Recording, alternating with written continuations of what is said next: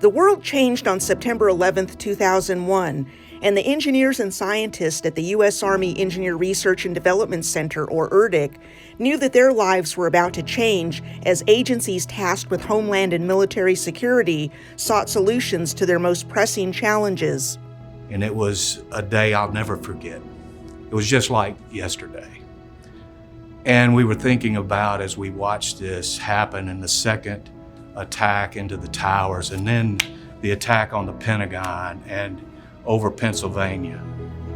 But we were already doing research that we knew we were going to be put into full force, full motion to respond to save the warfighter's life.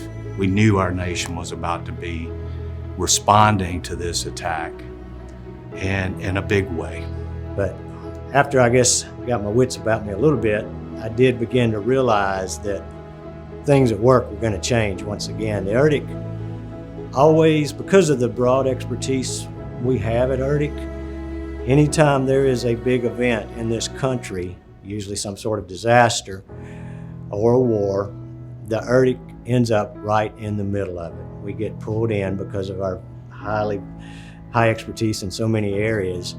The demands were great on EHRGOTT's researchers, but they knew what was on the line, half a world away. Mobilize everybody to be able to go and provide a solution. And this isn't work as normal, right? Where you've got a long drawn out plan and it eventually gets transitioned to the warfighter. This was a real problem right now, and we needed to be able to provide that solution as quickly as possible to save lives. Yeah, the up tempo of what's going on overseas was so fast and the requirements were coming in. We had to develop those technologies, and we developed them and they got them 5 years later. It's not doing any good for them. So we had to get those technologies developed and get them pushed forward as fast as we could so that they can start protecting the soldiers in the field. We began to get an understanding of how challenging this might be, moving an entire military into a theater that we didn't have a large presence in. Basically the need to build, if you would, cities on demand. Requests around the clock. We talk about discover, develop, deliver. I mean, that was happening on 24 to 48 hour cycles. So you felt this need to be there for them, answer their questions when they asked, because they were doing their duty forward, and you owed that to the soldiers. EHRGOTT's workload continued to grow, and that required a new pool of problem solvers who were ready to hit the ground running.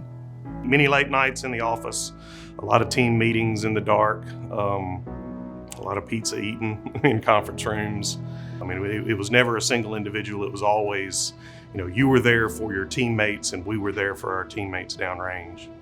As the operational tempo ramped up, EHRGOTT was now being asked to develop solutions to protect structures against constantly evolving threats to forward operating bases in Iraq and Afghanistan.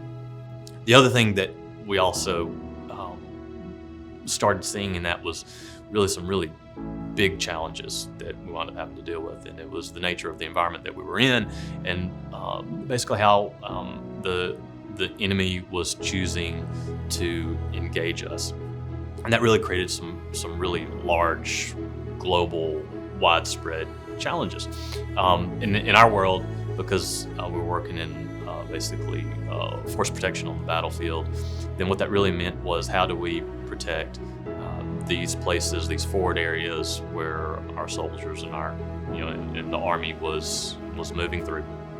And what that led to was a probably 3 to 5 years of just absolutely breakneck research development and trying to push solutions out to the field to be able to efficiently and effectively protect our base camps. I mean, that's what it was,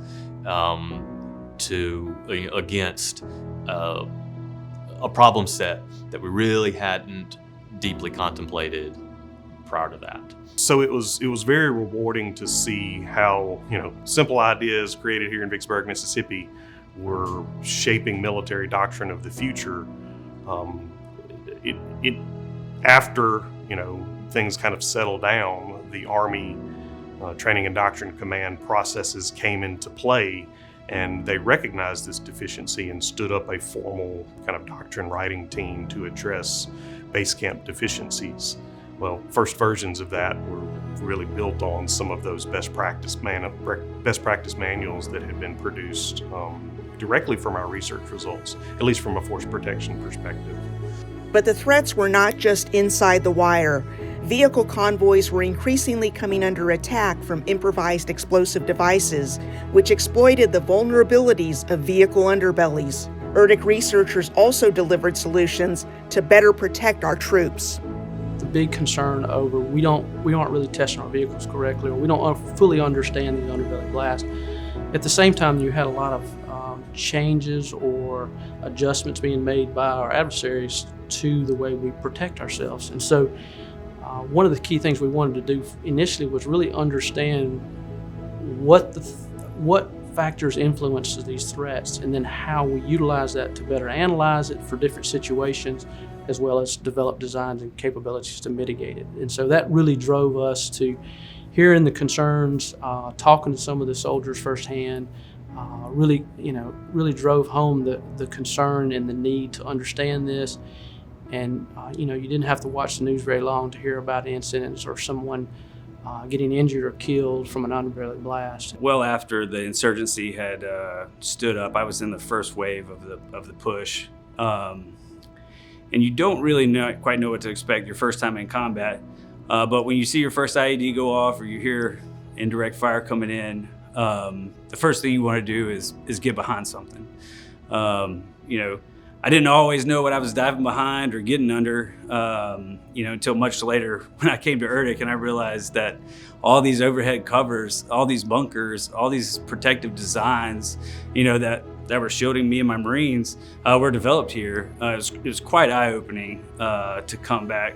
This period of research and growth was unprecedented for EHRGOTT and instilled a mindset that allowed the organization to pivot when called upon to deliver solutions to impossible challenges, and to anticipate solutions for challenges that loomed on the horizon.